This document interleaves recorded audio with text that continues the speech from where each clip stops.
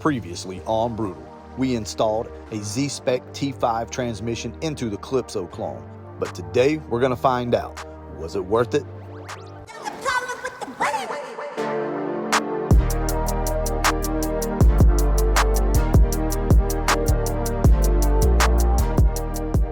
So what we're going to do now is go ahead and take this thing down and drive it down the road, and I'll give you my thoughts, my first impressions on the Z-Spec T5. Also, I do want to tell you, while I was inside the car, man, it's so quiet. Before, we had like a rattling sound from the transmission.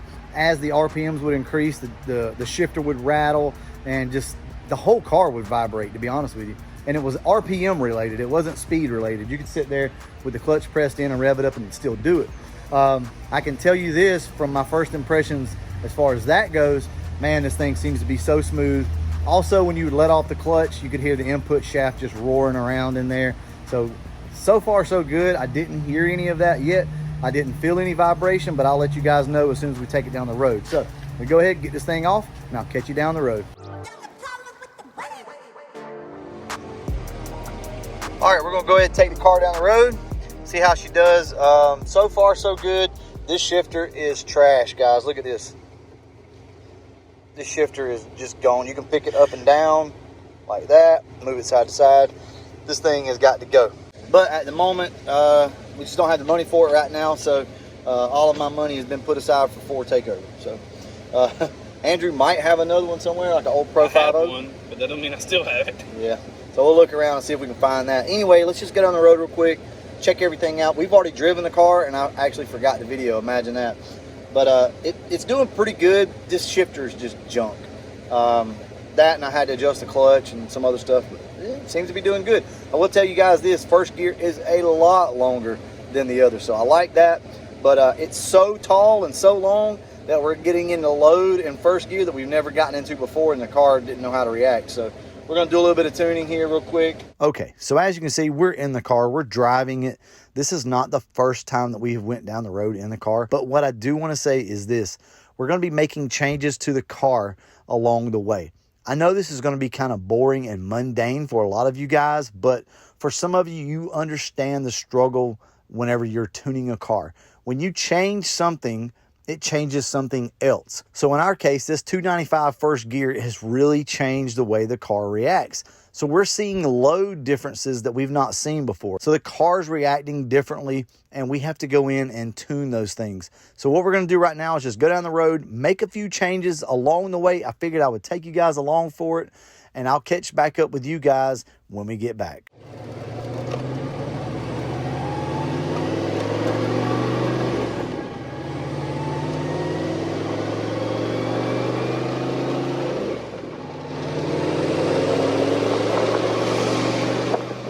Seem to be good right through here. We're not going to get crazy with it.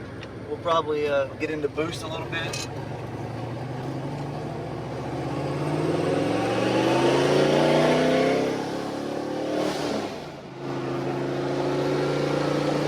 Check the boost.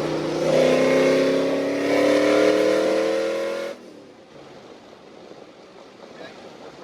Good there. I think we're like 11.8, something like that. 11. That's good. Yeah, we're in the 11s anyway, so that looks good. Guys, I keep forgetting we got AC in the Calypso clone, so let's turn that on so it's not quite as loud anyway. Definitely lean up here, up top, all the way to top, across the top up here. We're lean, so I'm going to go in and just add a little bit to it, not much. 0.02. Guys, this is what you got to do. You got to get in here and play around. So if you guys don't know, we took all the correction out of this thing. It's in open loop. There's no EGO control. There's none of that. So whatever these numbers are, it basically is what the car is going to do. So if we don't change them, nothing's going to happen.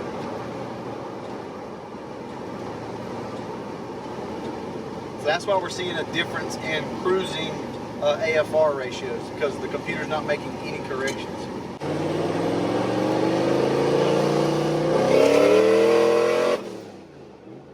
We're about 11.2.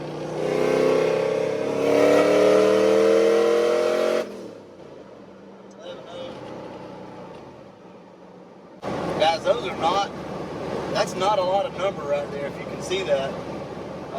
Those are actually very small numbers. So, you know, it really doesn't mean anything. It's just the way that the dead time is set on the injectors. It just keeps these numbers really low, so I'm not up into the 200s and stuff like that. So at 6 pounds of boost, we're in like the mid to high 90s. All right, let's try it one more time in third. Check everything. We made another adjustment. See if I can get the AFR and boost gauge in it. Yeah, let me switch it. There we go. So we're only at 6 pounds of boost, guys. Actually, just a touch over 5. I don't even know if we're at 6 pounds.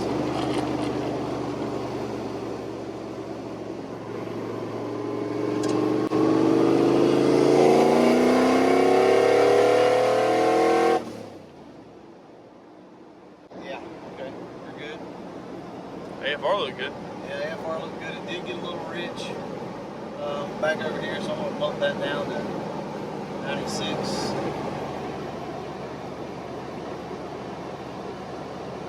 Okay, so we're good up through there. And then right up through here, guys, if you don't know, in your upper RPM range, where your torque really starts to fall off, right up through here and over, you actually have to lean the car out a little bit more up there. So that's what we're having to do now. Let's check the fourth gear because that's a different load. See how it does.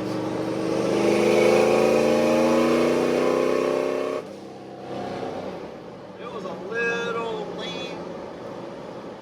I'll make my changes when we get back home on that. That's hard for me to see. Actually, let me try one more time so I can see.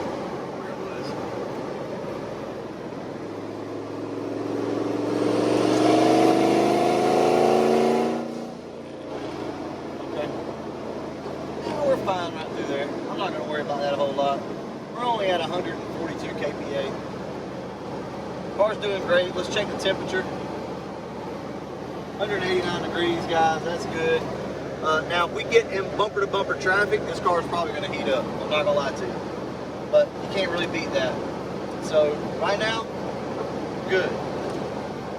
Cruising AFR is about 15. I think that's good. That keeps us kind of on the lean side of things, but we're good. All right, guys, we're going to go ahead and wrap this up. The car's doing great. I can't complain. We're going to have to do a little bit more tuning because I've done some changes, made some changes. But yeah, I'm happy with it. What do you think, Andrew? Transmission's fine. No issues there whatsoever. The reason why we're only on 6 pounds of boost right now is because honestly, we're trying to save it for Ford takeover. But before we go, we're going to give this thing all the beans, guys. We're going to take the little washers that I have, like keeping me from going too high on the boost. We're going to take those washers out. We're going to see what this thing will make. Probably about 14 pounds, something like that. And we're going to give it a quick tune, and we're going to come your way. So we're going to Tennessee on everything that it's got. See what happens. If it goes, it goes. It's all right. I just hope that it doesn't happen down here in South Alabama. I hope if it goes, we're having fun up in Tennessee. Either way, we got us a trailer now. We'll load it up, bring it back home. Well, you can't say I didn't warn you. That was a pretty boring video, but I want to take you guys along for the ride to let you know what it is like when you're tuning your own car that you have to go through. It's not cut and dry. It's not as simple as a lot of people think.